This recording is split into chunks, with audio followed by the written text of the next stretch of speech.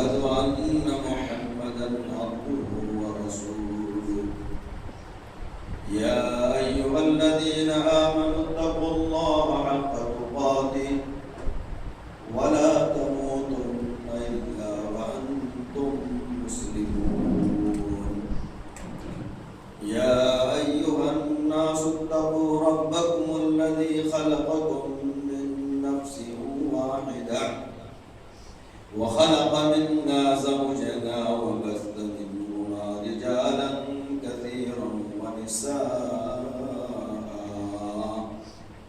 واتقوا الله الذي تساءلون به والأرحام إن الله كان عليكم رقيبا يا أيها الذين آمنوا اتقوا الله وقولوا قولا سديدا يصلح لكم أعمالكم ويغفر لكم ذنوبكم ومن يطع الله ورسوله فقد فاز فوزا عظيما أما بعد فإن خير الحديث كتاب الله وخير الهدي هدي محمد صلى الله عليه وسلم وشر الأمور محدثاتها وكل محدثة بدعة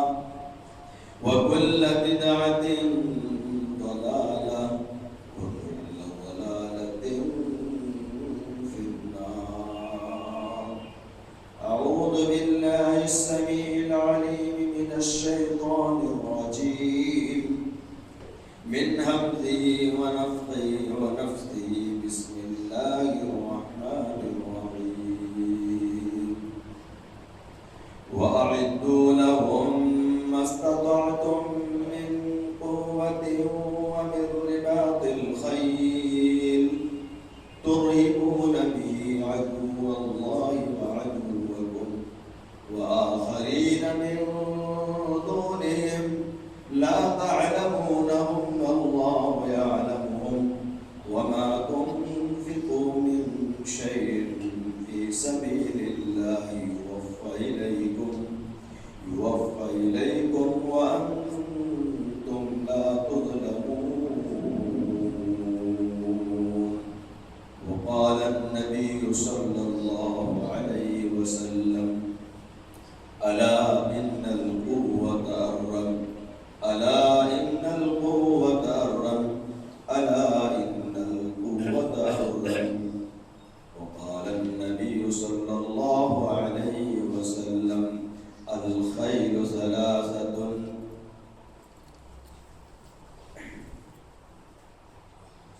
مصلیان گرامی، حاضرین جمعہ، بزرگوں، نوجوان ساتھیوں، عزیز بچوں اور اسلامی خواتین،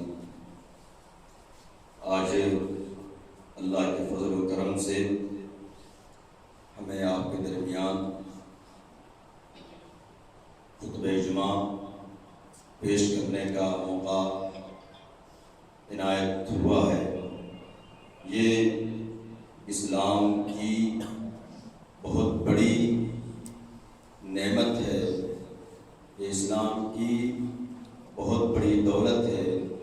پوری روئے زمین پر اسلام ہی ایک ایسا مذہب ہے جس کے ماننے والے دنیا کے کسی بھی کونے میں چلے جائیں، کسی بھی علاقے میں چلے جائیں، کسی بھی گاؤں میں چلے جائیں، اگر وہاں پر کلمہ لا الہ الا اللہ محمد رسول اللہ کا اقرار کرنے والا ہے تو اس بنیاد پر اس کا بھائی بن جاتا ہے، اس کا رکھوالا بن جاتا ہے، اس کا غمگسار بن جاتا ہے، اور پھر دین اسلام کی بنیاد پر اس کے سامنے دین کی باتیں پیش کرنے کا پورا حق اسے پہنچتا ہے۔ ورنہ آپ غور کریں، ہم کہاں دور دراز علاقے کا مسافر آپ کے سامنے یہاں خطبہ دے رہا ہے۔ دنیا میں ایک ایسا مذہب ہے جس کے اندر یہ افاقیت اور اس کے اندر یہ معنویت پائی جاتی ہے اور اس کے اندر اس طرح کی تعلیم دی جاتی ہے۔ اس لیے اس مذہب کے ماننے والے کو اس مذہب کے ماننے والے جتنا بھی اللہ کا شکر ادا کریں کم ہے۔ یہ اللہ رب العالمین کی بے پایہ احسان ہے اس امت پر، مسلمان قوم پر۔ اور اسی طرح نبی کریم صلی اللہ علیہ وسلم کی بے شمار تعلیمات، نبی کریم صلی اللہ علیہ وسلم کی بے شمار ارشادات، فرامین ایسے ہیں جہاں پر ایک مسلمان کو دوسرے مسلمان کے ساتھ الفت، محبت، رواداری اور بھائی چارگی کی تعلیم دیتی ہے۔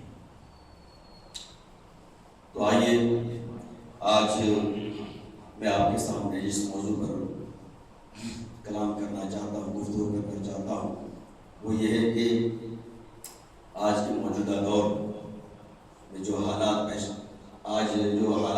پیدا ہوئے ہیں ہندوستان کے اندر، خاص کر سیاسی حالات میں جو گڑبڑی پیدا ہوئی ہے، اور اس ملک میں ایک خاص طبقہ کو جو نشانہ بنایا گیا ہے، اس تعلق سے ہم گفتگو کریں گے اور یہ بتائیں گے کہ یہاں پر غلطی،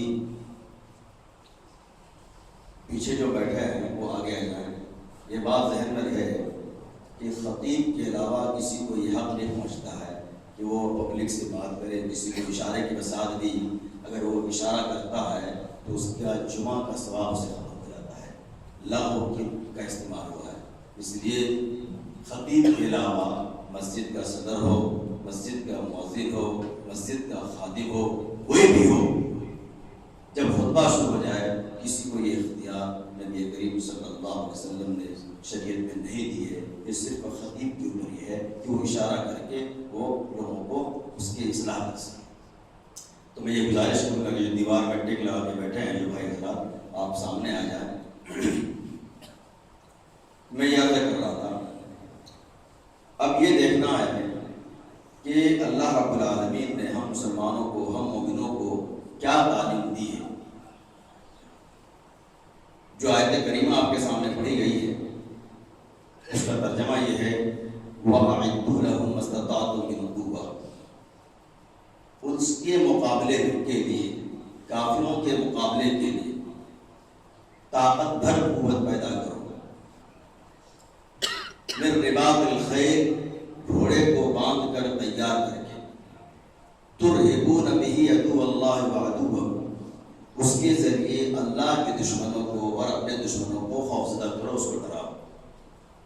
وَآخَرِينَ مِن دُونِهِمْ، اور ایسے دشمنوں کو ان کے علاوہ جو تم نہیں جانتے ہو، اللہ یعلم، اللہ جانتا ہے۔ وَمَا تُنْفِقُوا مِن شَيْءٍ فِي سَبِيلِ اللَّهِ، تو اس کی تیاری کے لیے، دشمنوں کو خوفزدہ کرنے کی تیاری تم جو کچھ بھی کرو گے اور اس تیاری میں جو کچھ تم خرچہ کرو گے، اللہ کے یہاں اس کا پورا پورا بدلہ دیا جائے گا۔ یہ ہوا اس آیت کریمہ کا ترجمہ۔ اب اس کا پس منظر کیا ہے؟ یہ آیت کریمہ آج سے 1400 سال پہلے نبی کریم صلی اللہ علیہ وسلم کے اوپر اتری، اور اس وقت کے جو حالات تھے، یہ مدینہ کی مدنی آیت ہے، اس وقت کے جو حالات تھے وہ چاروں طرف سے مسلمان گھرے ہوئے تھے، دشمنوں کے درگے میں تھے۔ ایک طرف کفار مکہ تھا، دوسرے طرف مدینہ کے اندر بنو قریظہ اور اس طرح کے دوسرے دشمن چھپے ہوئے تھے۔ اس طاق میں تھے کہ موقع آئے ان کو دبوچ دیا جائے، موقع آئے ان کو صفحہ ہستی سے مٹا دیا جائے۔ یہ جو دشمن چھپے بنے ہوئے چھپے تھے، کچھ کھل گئے تھے، جیسے کفار مکہ، وہ کھلنے کے دشمن تھے، لیکن مدینہ کے اندر کچھ قبائل سے آپس ایگریمنٹ ہو گیا تھا، اتحاد ہو گئی تھی ان کے درمیان کہ ہم سب مل کے رہیں گے۔ اللہ رب العالمین نے ایسے موقع پر نبی کریم صلی اللہ علیہ وسلم کے ذریعے صحابہ کرام کو تعلیم دی کہ وَأَعِدُّوا لَهُم مَا اسْتَطَعْتُم مِّن قُوَّةٍ، کہ طاقت بھر قوت پیدا کرو ان کے مقابلے کے لیے۔ قوت سے مراد نبی کریم صلی اللہ علیہ وسلم نے تیر کی تعلیم تفسیر کی، الا ان القوۃ الرمی، قوت سے مراد تیر ہے، نے تیر بنانا ہے، تیر اندازی میں مہارت حاصل کرنی ہے تاکہ دور سے اس کے اوپر حملہ کیا جا سکے، اور گھوڑے کو باندھ کر۔ اس کی تفسیر نبی کریم صلی اللہ علیہ وسلم نے اس طرح کی ہے، الخیل ثلاثۃ، گھوڑے 3 طرح کے ہوتے ہیں، فرس للرحمن وفرس للشیطان وفرس للانسان۔ ایک تو رحمان کا گھوڑا ہے، رحمان کا گھوڑا وہ ہے فالذی یربط فی سبیل اللہ، جس گھوڑے کو اللہ کی راہ میں جہاد کرنے کے لیے باندھ کر رکھا گیا ہو، اسے کھلا پلا کر کے تیار کیا گیا ہو، فروا کیا گیا ہو، تر و تازہ کیا گیا ہو، پھرتیلا بنایا گیا ہو. فالذی یربط فی سبیل اللہ فعلقہ وروثہ وبولہ وذکر ما شاء. اللہ کے رسول صلی اللہ علیہ وسلم نے فرمایا تو اس گھوڑے کو، جس گھوڑے کو تیار کیا گیا ہے، باندھ کر رکھا گیا ہے جہاد کے لیے، اس گھوڑے کا چارہ جو وہ کھاتا ہے، اس گھوڑے کی لیگ اور اس گھوڑے کا پیشاب اور اس طرح کے بہت ساری چیزوں کا ذکر کیا اللہ کے رسول نے، ان تمام چیزوں کے بدلے اس صاحب گھوڑا کو ثواب ملے گا جس نے اس گھوڑے کو تیار کیا ہے اللہ کی راہ کے لیے. اور دوسرا گھوڑا شیطان کا، فالذی یقامر او یراہب علیہ، انسان اس کو تیار کرتا ہے جوئے کے لیے، گھوڑ دوڑ بازی مارنے کے لیے، یا پھر معاشرے میں اپنے آپ کو بڑکپن دکھانے کے لیے. اور تیسرا گھوڑا ہے انسان کا. ایک غریب انسان گھوڑے کی پرورش کرتا ہے، پالتا ہے تاکہ اس کے ذریعے مزدوری کرے اور اپنے بیوی بچوں کے پیٹ کو پالے. فَهِيَ تَسْتَرُ مِنْ فَقْرٍ، حدیث کا الفاظ آتا ہے یہ گھوڑا اس غریب انسان کے فقر کو، بھوک مری کو پردہ کرنا چھپا دیتا ہے. ہم آتے ہیں پھر اسی بات پر، وَأَعِدُّوا لَهُم مَا اسْتَطَعْتُم مِّن قُوَّةٍ. اللہ رب العالمین نے فرمایا کہ کافروں کے مقابلے میں، اب یہ آیت کریمہ ذرا سا حالات کی پیش سمجھنا ہے. یہ آیت کریمہ ہندوستانی مسلمانوں کے لیے ایک الگ طرح سے اس کی تفسیر ہوگی، اور یہ آیت کریمہ عربوں کے لیے جو صاحب حکومت ہیں، جن کے پاس حکومت ہے، جو سلطنت کے مالک ہیں، جو سیاہ و سفید کے مالک ہیں، جن کی اپنی حکومت ہے، ان حاکموں کے لیے، ان سلطنت کے مالکوں کے لیے، ان حکومت کے مالکوں کے لیے یہ آیت کریمہ بتاتی ہے کہ موجودہ دور میں جو حالات، موجودہ دور میں لڑائی کے جو سامان ہو سکتے ہیں، دشمنوں کو خوفزدہ کرنے کے لیے جو ومان ہو سکتے ہیں، جو لڑاکو سامان تیار ہو سکتے ہیں، ان کو تیار کرنا ضروری ہے.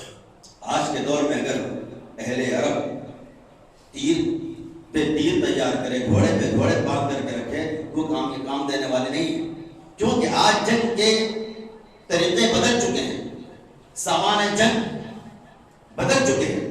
اس لیے آج کے حالات کے پیش نظر جو دشمن سامان تیار کرتا ہے لڑائی کے لیے، جنگ کے لیے، وہ سامان تیار کرنا ان صاحب حکومت کے لیے جائز اور ضروری ہے. لڑاکو ومان ہو، میزائل ہو، ایٹم بم ہو، جو کچھ بھی ہو، ان کے لیے. ہم ہندوستانی مسلمانوں کے لیے کیا ہے؟ یہاں پر ہم ایک جمہوری ملک میں رہتے ہیں. جمہوری ملک میں ہماری تیاری کیسی ہونی چاہیے، اسی پر ہماری گفتگو ہوگی. یہاں پر ہمارے لیے جائز نہیں ہے کہ ہم وائلنٹ کریں، ہنسا پھیلائیں. ہمارے لیے جائز نہیں ہے کہ ہم بم تیار کریں. ہمارے لیے جائز نہیں ہے کہ ہم لڑاکو سامان دیں. یہ ہمارے لیے جائز نہیں ہے. سیلف ڈیفنس کے لیے، سیلف ڈیفنس کے لیے وہ تو صحیح ہے، وہ قانون اسے اجازت دیتی ہے، سنویدھان اسے اجازت دیتی ہے کہ سیلف ڈیفنس آدمی کرے، آدمی کراٹا مین بنے، مارشل آرٹ سیکھے، تاکہ جو اس کے اوپر حملہ ہو، تاکہ اس کے اوپر حملہ ہو اپنے دفاع کر سکے، بچا سکے. اور ابھی آپ نے ایک کورٹ کے، پارلیمنٹ کے کورٹ کے بڑے جج بھانو پرتاپ صاحب نے کہا تھا کہ اگر کوئی پولیس یا کوئی بھی آدمی تمہارے گھر پہ حملہ کرتا ہے تو اس کو تم جان سے مار سکتے ہو. یہ سنویدھان اجازت دیتی ہے. بہرحال تو میں یہ عرض کر رہا تھا، وَأَعِدُّوا لَهُم، ذرا بہت دھیان سے ذرا سنیے گا، وَأَعِدُّوا لَهُم مَا اسْتَطَعْتُم مِّن قُوَّةٍ. میں قرآن کی آیت سے اور نبی کریم صلی اللہ علیہ وسلم کی حدیث سے ہندوستان کے سیاسی حالات میں، ہندوستان کے موجودہ حالات میں ہم مسلمانوں کی تیاری کیسی ہونی تھی جو نہیں ہوئی، اور جس کا خمیازہ ہم بھگت رہے ہیں، ہم اس پہ تبصرہ کریں گے. وَأَعِدُّوا لَهُم مَا اسْتَطَعْتُم مِّن قُوَّةٍ. ان کے مقابلے اب ہندوستان کے سیاسی حالات میں اس کا ترجمہ اگر یہ کرتے ہیں کہ مخالف پارٹی کے مقابلے میں، مخالف سیاسی پارٹیوں کے مقابلے میں تمہاری تیاری طاقتور ہونی چاہیے. اب ہماری تیاری کیسے ہونی چاہیے تھی جو نہیں ہوئی. آئیے ہم شروع سے اس کا جائزہ لیتے ہیں. ہندوستان آزاد ہونے سے پہلے انگریزوں کا جب غلام تھا، مسلمان مسلمانوں نے یہاں پر برابر کا حصہ ادا کیا، اور ہر میدان میں، سیاست کا میدان ہو، لڑائی کا میدان ہو، ایجوکیشن کا میدان ہو، بڑے بڑے پوسٹ کو حاصل کرنے کا میدان ہو، مسلمانوں نے اس پہ قبضہ جمایا اور مسلمان ایک اچھے پوزیشن میں آزادی سے پہلے رہے۔ یہی وجہ ہے ہندوستان کی آزادی میں مسلمانوں کا اور خصوصاً علماء کرام کا بہت بڑا کردار ہے، بہت بڑا کردار ہے۔ اس کی وجہ کیا تھی؟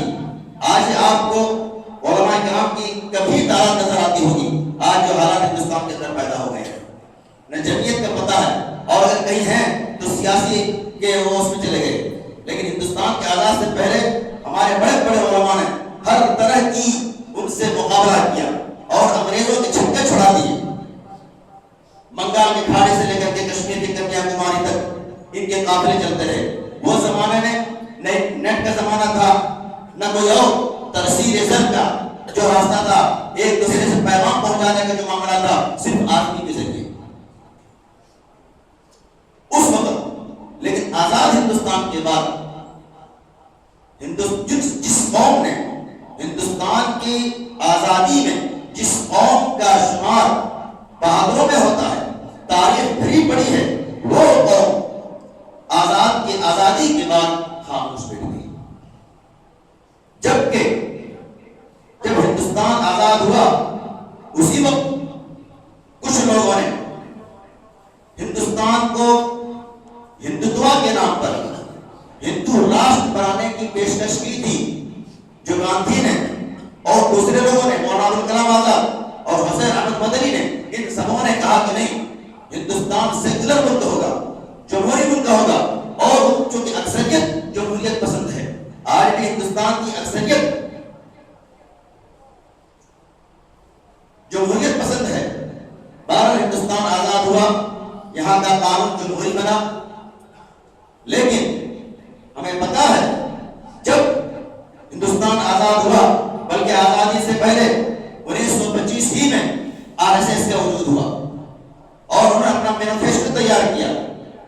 آج وہ ہمارے پر ظلم اٹھا رہی ہے، وہ جماعت، وہ پارٹی جو ظلم کر رہی ہے، یہ 5 سال 10 سال کی تیار کر کے پارٹی نہیں ہے، 70 سال سے اس پارٹی کا، جبکہ پارلیمنٹ اس کے دو سیٹ مشکل سے ان کو ملتی نہیں تھی، اس وقت سے ان کی کوشش چلتی رہی۔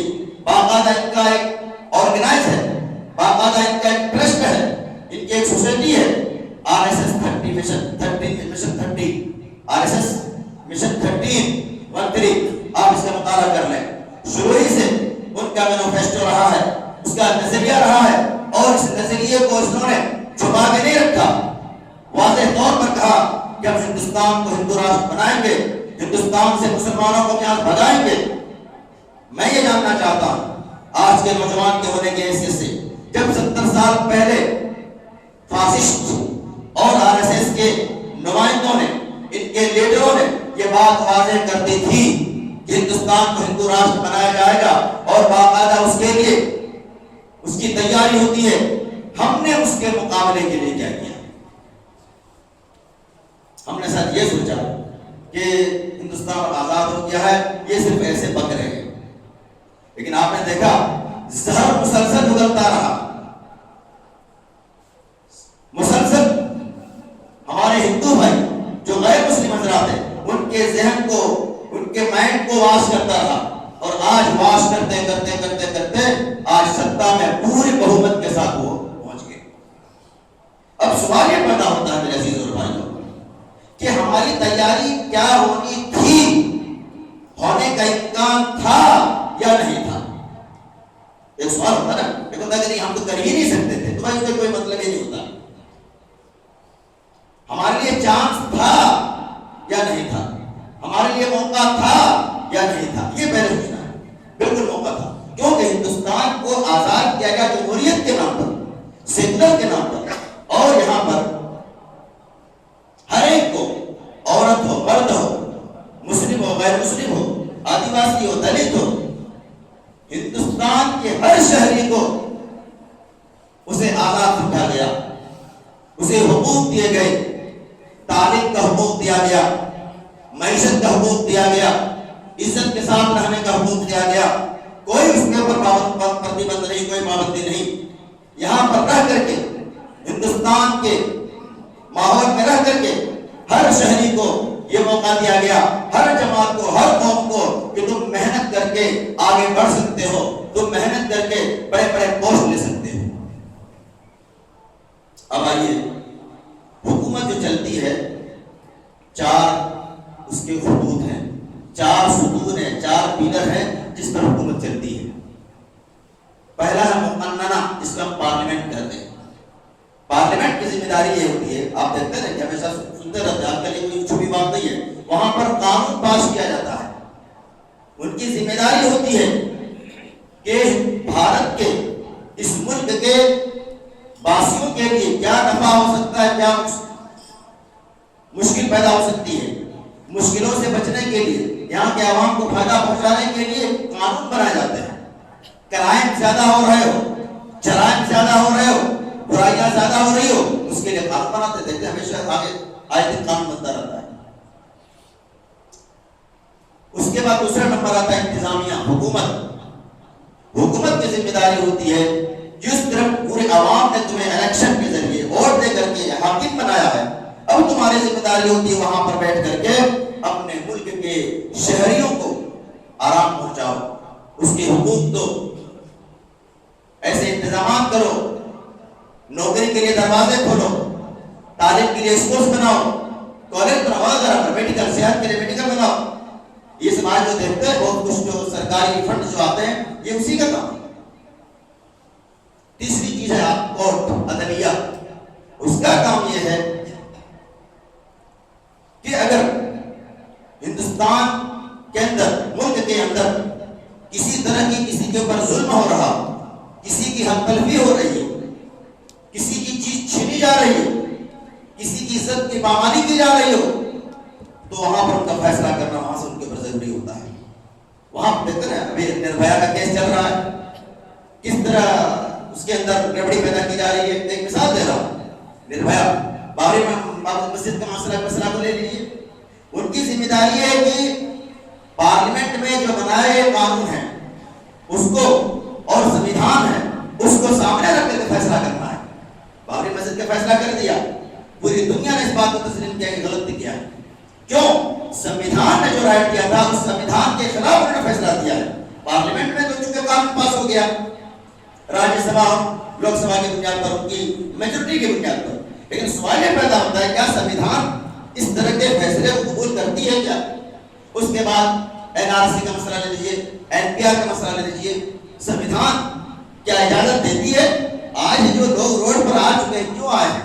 اسی لیے آئے نا کہ سمویدھان اس کی اجازت دیتی ہے کہ اس ملک کے اندر بے شمار طبقات کے لوگ رہتے ہوں، بے شمار جماعت کے لوگ رہتے ہوں، بے شمار کمیونٹیز کے لوگ رہتے ہوں. ان کمیونٹیز میں ایک خاص کمیونٹی کو چھانٹ کر کے اس کے خلاف قانون بنانا، یہ سمویدھان کے خلاف ہے، یہ کنسٹیٹیوشن کے خلاف ہے.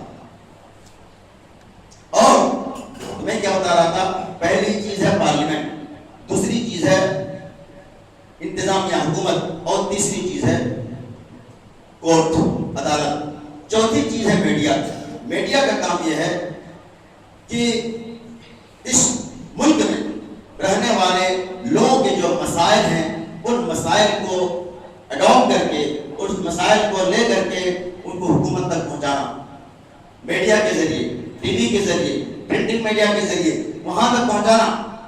اور جو کچھ بھی غلط یا صحیح سرکار نے اگر اچھا کام کر رہا ہو اس کی تعریف کرنا، میڈیا کے ذریعے لوگوں کو بتانا. غلط کام کر رہا ہو میڈیا کے ذریعے عوام کو بتانا کہ سرکار غلط کر رہی ہے. آج دیکھ رہے ہیں یہ 4 ستون ہیں.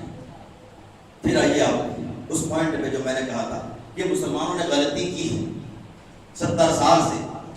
یہ 4 ستون تھے، پارلیمنٹ، حکومت، کورٹ، میڈیا. اب یہاں پر جمہوریت نے جس طرح غیر مسلموں کے لیے پارلیمنٹ تک پہنچنے کا دروازہ کھول کے رکھا ہے، اسی طرح مسلمانوں کے لیے بھی دروازہ کھلا ہوا ہے. جمہوریت جس طرح عدالت تک پہنچنے کے لیے، جج بننے کے لیے دروازہ کھلا ہے غیر مسلموں کے لیے، وہ دروازہ مسلمانوں کے رہے ہیں ہمارے لیے دروازہ کھلا ہوا ہے۔ اب یہاں پر ہماری غلطی یہ ہوئی، جس طرح آزاد ہندوستان سے پہلے مسلمانوں نے ہر طرح کے میدان میں اپنا قدم جمایا اور اپنا لوہا منوایا، آزاد ہندوستان کی بار یہ ہاتھ میں ہاتھ رکھے گئے۔ ہندوستان آزاد کے بعد انہوں نے کوئی اپنی سیاسی پارٹی نہیں بنائی۔ میں نے جیسا بھی آپ سے کہا کہ حکومت چار ستون پر قائم ہے۔ انتظامیہ کو چھوڑ کر کے حکومت حاکم بننے کے علاوہ دوسرے جو شعبے ہیں، پارلیمنٹ، عدالت، میڈیا، ان پر ہم قبضہ کر سکتے تھے، ان پر ہماری یہاں تک ہماری تعداد اچھی خاصی ہو سکتی تھی، اور اگر اچھی خاصی تعداد ہماری ہوتی تو پارلیمنٹ نے جو قانون پاس کیا نہیں ہو سکتی، چونکہ ہماری وہاں کوئی دفاع کرنے والا ہے ہی نہیں۔ اب ایسی صورت میں ہمیں کرنا کیا چاہیے تھا؟ وقت بہت کم ہے، کرنا کیا چاہیے تھا؟ ہندوستان آزاد کے بعد اس سیکولر ملک میں جہاں ہر طرح کی کمیونٹی کو ہر کمیونٹی کو اجازت ہے، سمویدھان نے اجازت دیا ہے ترقی کرنے کا، ہمیں بھی اس پر لاہ عمل بنا کر کے، شیڈول بنا کر کے آرگنائز کی شکل میں اسی طرح آگے بڑھنا تھا جس طرح ہم نے آرگنائز کی شکل میں جمعیت و جماعت کی شکل میں مسجدیں بنوائی، جمعیت و جماعت کی شکل میں مدرسے بنوائے، جمعیت و جماعت کے ماتحت میں جامعات بنوائے۔ یہ جامعات بنا کر کے ہمیں کیا ملا؟ یہ مسجدیں بنا کر کے ہمیں کیا ملے؟ ان جامعات کی بنیاد پر ہمارا اسلامی وراثت محفوظ رہا۔ اور کیجیے گا، کسی بھی تار چھوٹنا نہ پائے، سمجھنے میں غلطی نہیں کیجیے گا۔ یہ مدارس اسلامیہ کی بنیاد پر ہمارا اسلام محفوظ رہا۔ اس مدارس جامعات کی بنیاد پر قرآن و حدیث کی پوری تفسیر موجود ہے۔ الحمدللہ، انا نحن نزلنا الذکر و انا لہ لحافظون، جس کا تذکرہ اللہ رب العالمین نے 1400 سال پہلے کہا تھا کہ ہم ہی اس قرآن کو نازل کرنے والا، اس کی حفاظت کرنے والے ہیں۔ وہ قرآن محفوظ ہے، اس کی تفسیر محفوظ ہے، اس کی تشریح محفوظ ہے، حدیث بھی محفوظ ہے، حدیث کی تفسیر بھی محفوظ ہے، فقہ بھی محفوظ ہے۔ یعنی اسلام کی پوری وراثت، اسلام کا پورا ماخذ، اسلام پورا محفوظ ہے الحمدللہ۔ اس میں کسی طرح کی کوئی غلطی ہمارے علماء نے نہیں کی ہے۔ ہندوستان کے آزاد کے بعد ہندوستان کے اندر بے شمار جامعات قائم کر کے، اس سے پہلے ایسا نہیں تھا۔ اس لیے پوری امت کی طرف سے علماء ہند کے لیے شکریہ کا پیغام ہم دیتے ہیں، اور ہمیں دینا چاہیے، دعائیں دینی چاہیے ان بزرگوں کے لیے، ان علماء کے لیے جنہوں نے بڑے جامعات قائم کیے، دارالعلوم دیوبند قائم کیے، جامعہ سلفیہ بنارس قائم کیے، جامعہ دارالسلام قائم کیے۔ اس طرح کے بے شمار اور چھوٹے بڑے مدارس قائم کر کے آج گھر گھر میں قرآن پہنچ چکا ہے، گھر گھر میں قرآن پڑھنے والے موجود ہیں الحمدللہ۔ اور اس کے علاوہ بے شمار چھوٹے چھوٹے پروگرامز ہوتے رہتے ہیں، تربیت پروگرام۔ اس میں ہم نے کسی طرح کی کوئی غلطی نہیں کی ہے۔ غلطی یہاں پر یہ ہوئی، جس اسلام کو ہم نے سمجھا تھا، جس دین کو ہم نے سمجھا تھا، اس دین کو اپنے غیر مسلمین بھائیوں تک پہنچانے کا کام ہم نے نمک برابر کیا ہے۔ یہاں پر ایک غلطی تو یہ ہوئی، ایک غلطی تو یہ ہوئی۔ دوسری غلطی یہ ہوئی کہ جس طرح ہم نے جامعات قائم کیے، مدرسے قائم کیے اسلام کی حفاظت کے لیے، دین کی حفاظت کے لیے، اسی طرح اس سیکولر ملک میں اپنا حق لینے کے لیے، اپنا رائٹ لینے کے لیے ہم ایسے اسکولز بھی بناتے، ایسے کالجز بھی بناتے، ایسے یونیورسٹیز بھی بناتے جہاں پر ہمارے بچے اسلامی تعلیم و تربیت میں رہ کر کے، داڑھی رکھ کر کے، پنج وقتہ نماز پڑھتے تھے، سائنس اور ٹیکنالوجی بھی آگے بڑھتا، داڑھی رکھ کر کے، نماز کے پنج وقتہ تیاری کر کے، ایمان کے ساتھ، اسلام کے ساتھ میڈیکل میں بھی آگے بڑھتا، انجینئر بھی آگے بڑھتا، کورٹ میں پہنچتا اور پارلیمنٹ میں پہنچتا۔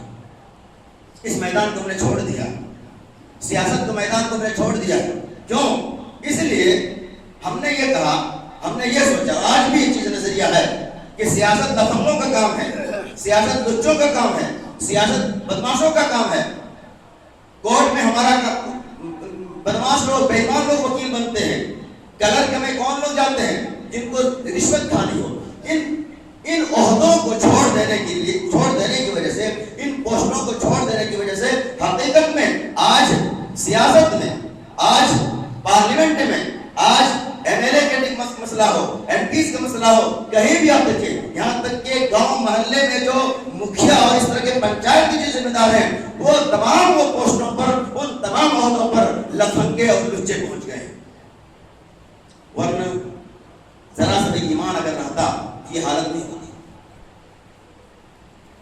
میں یہ بتانا چاہتا ہوں ہم نے جس طرح مسجد کی تعمیر کو دین کا حصہ سمجھا, مسجد کی تعمیر کو اسلام کا حصہ سمجھا, اللہ کی قسم جس ملک میں آپ رہتے ہو, جس کنٹری میں آپ رہتے ہو, جس ماحول میں آپ رہتے ہو, اس ماحول کے مطابق, اس کنٹری کے مطابق وہاں کے قانون کو جاننا اور اس قانون کے مطابق اس کے مطابق تیاری کرنا بھی اسی ایمان اور اسلام کا حصہ ہے.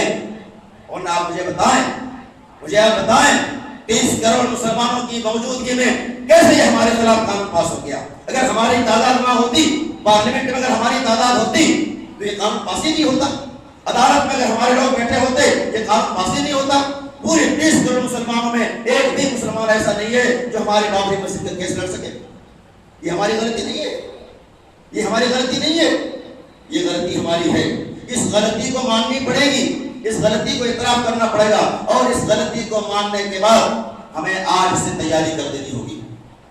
آج مسلمان جاگ چکے ہیں الحمدللہ, شاہین باغ کی عورتیں جاگ چکی ہیں, اور ایک شاہین باغ کی بنیاد پر سینکڑوں شاہین باغ بن چکے ہیں. ضرورت ہے کہ یہ ہم جاگتے رہیں, ضرورت ہے یہ آندولن ہمارا چلتا رہے, یہ ہمارے ایمان اور اسلام کا حصہ. میرے عزیز اور دوستو, آج ہم اس آندولن کی بنیاد پر ایک سیاست کی چھوٹی سی مثال میں آپ کو دے رہا ہوں. یہ آندولن بھی ایک سیاست کا حصہ ہے. یہ آندولن یہ سیاست کا حصہ ہے. یہ آندولن جمہوریت کا ایک حصہ ہے. یہ آندولن سمویدھان نے جو رائٹس آپ کو دیا ہے اس کا ایک حصہ ہے. بولے کس بنیاد پر بیٹھے ہوتے ہیں وہاں پر, کس بنیاد پر ہم آندولن کرتے ہیں؟ وہی اسی بنیاد پر, یہ سمویدھان کی بنیاد پر کہ اگر کسی کے خلاف حقوق تلفی کی جا رہی ہو تو آپ سڑکوں پر آ سکتے ہیں, اپنی بات منوانے کے لیے ہڑتال کر سکتے ہیں, اپنی بات منوانے کے لیے آپ جلوس نکال سکتے ہیں. اب ضرورت نہیں. میں یہ کہنا چاہتا تھا جس طرح آزادی ہند کے بعد علماء کی ایک کھیل تیار ہوئی, علماء کی ایک کھیل تیار ہوئی, بڑے بڑے علماء پیدا ہوئے, مسجدوں کے امام پیدا ہوئے, جلسوں کے مقرر پیدا ہوئے, دعوت تبلیغ کے بے شمار علماء پیدا ہوئے, اسی طرح کوئی فرق نہیں کرتا تھا. اسی چھت کے نیچے وکیلوں کے کھیل تیار کرتے, ڈاکٹروں کے کھیل تیار کرتے, ججوں کے کھیل تیار کرتے, سیاستدانوں کے کھیل تیار کرتے. ظاہر سی بات ہے جس چھت کے نیچے ہم قرآن حدیث کی تعلیم کے ساتھ ساتھ نماز کی 5 وقتہ تربیت کے ساتھ ساتھ ہم ڈاکٹر بنائیں گے, ہم انجینئر بنائیں گے, ہم وکیل بنائیں گے, ہم سیاستدان بنائیں گے, تو ظاہر وہ تو ہمارے ہوں گے نا, وہ تو ہمارے ہوں گے ایمان کے ساتھ. اور آج پارلیمنٹ میں ہمارے بہت سارے ایم پیز ہیں, بہت سارے ایم پیز ہیں ہمارے, لیکن سوائے 2-4 کے سب ایمان خور ہیں, سب بے ایمان ہیں, زمین فروش ہے. نصرت جہاں کو آپ نے پارلیمنٹ تک پہنچا ہے, وہ نصرت کا اسلام جو کافرانہ رویہ اختیار کرتی ہے, کافروں سے شادی کرتی ہے, اس طرح کے اور دوسرے جتنے بھی لیڈر ہیں, اسلام کو چھوڑ کر کے, ایمان کو چھوڑ کر کے دنیا کے کسی بھی مقام کو پہنچ جائیں اس کی کوئی حیثیت نہیں ہے. وَأَنْتُمُ الْأَعْلَوْنَ إِن كُنتُم مُؤْمِنِينَ. یہ بات آپ نوٹ کر لیں. آپ ڈاکٹر ہوں, آپ انجینئر ہوں, آپ وکیل ہوں, آپ پولیٹیشین ہوں, آپ کچھ بھی ہوں, اگر ایمان ہے آپ کے ساتھ, اسلام ہے آپ کے ساتھ, تو الحمدللہ. ورنہ آپ کا نام عبد الرحمان رہے تو رہے, عبداللہ نام ہو تو ہو, سرفراز نام ہو تو ہو, لیکن اسلام اگر آپ کے ساتھ نہیں ہے آپ مسلمان کافر ہو گئے, اور آپ ہمارے نہیں ہوں گے. غالباً نرسمہا راؤ نے کہا تھا کہ ہم تو چاہتے ہیں کہ مسلمانوں کے لیے کچھ کریں, لیکن جب کوئی مسلمان یہاں تک پہنچتا ہے تو مسلمان رہ کہاں جاتا ہے. سمجھ رہے ہیں؟ مسلمانوں کے نام پہ ووٹ لیتے ہیں, مسلمان تو جذباتی قوم ہے نا, مسلمانوں کے نام پر ووٹ لیا جاتا ہے, اور جب وہاں پہنچتا ہے پھر اس کے پاس نہ اسلام رہتا ہے نہ مسلمانوں کے لیے کوئی کام کرنے کا جذبہ رہتا ہے. یہ ہمیشہ غداری 70 سال سے ہوتی رہی ہے. اگر ہم چاہتے تو ہماری اپنی ایک کمیٹی ہوتی, ہماری ایک سیاسی پارٹی ہوتی, اور سیاسی وقت نہیں, میں آپ کو تفصیل سے بتاتا آپ کو. مثال کے طور پر آپ لے لیں کیرلا کو, آپ لے لیں انڈین یونین مسلم لیگ, ان کی ایک اپنی پارٹی ہے, اور انہوں نے اسی وقت یہ پارٹی بنائی جب ہندوستان آزاد ہوا فوراً. یہ نہرو کے ساتھی ہیں, اور میں آپ کو بتاؤں ڈاکٹر امبیڈکر کے ساتھ مل کر کے سمویدھان کو اس نے بھی لکھا ہے, فوراً اپنی پارٹی بنائی. آج کیرلا کے اندر ان کی پارٹی اتنی مضبوط ہے کہ کانگریس اس انڈین یونین مسلم لیگ کے بغیر اپنی حکومت ہونے کا کر سکتی ہے. سال سے یہاں چھوا رہی ہے، جو کانگریس ہمارے باپ نے مسجد توڑوائی ہے، ہر طرح کے ظلم کی ہو اس علاقے میں، کیرلا میں آنکھ نہیں دکھا سکتی ہو، جو ان کی مجبوری ہے۔ تو ضرورت تھی ہماری بھی ایسی پارٹی مضبوط ہوتی جس پارٹی کی بنیاد پر ہم کسی سے بھی الائنس کرتے، ہمارے پاس سخت ہوتا، موقع نہیں اس کی تفصیل کا بتائیں گے آپ کو، صرف 40 منٹ خطبہ ختم کرنا تھا۔ تو میں یہ عرض کر رہا تھا میرے عزیزوں اور دوستوں، ہماری غلطی یہ ہوئی کہ 70 سال سے جو تیاری ہمیں کرنی تھی اس تیاری کو ہم نے چھوڑ دیا ہے۔ ہم نے صرف دین کے، اسلام کے ان حصوں کو جس کا تعلق آخرت سے ہے، نماز کی تعلیم دنیا سے نہیں ہے، آخرت سے ہے، قرآن حدیث کی ان باتوں کو ماننا جس کا تعلق آخرت سے ہے، تو آخرت آپ کو مل جائے گی، ٹھیک ہے، کوئی بات نہیں۔ تو دنیا کے لیے کیوں پریشان ہیں آپ نے دنیا کے لیے کچھ نہیں کیا نا، سائنس اور ٹیکنالوجی میں آپ آگے نہیں بڑھے تو آپ کو دنیا کیسے ملنے والی ہے؟